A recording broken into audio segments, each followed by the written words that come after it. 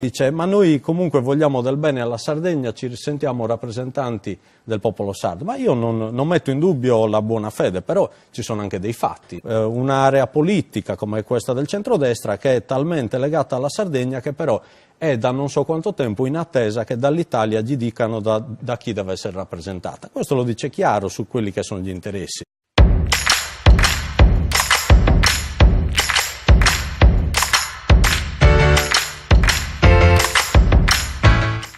Io, partito italiano, scelgo i miei interessi in Sardegna e ti dico chi li deve rappresentare. Se non mi va bene lo cambio. Come fa certa gente, certi partiti che sono estranei alla Sardegna, spesso cattivi amministratori della Sardegna, spesso causa della distruzione della Sardegna, a dire chi deve salvare la Sardegna. Io lo trovo perlomeno paradossale.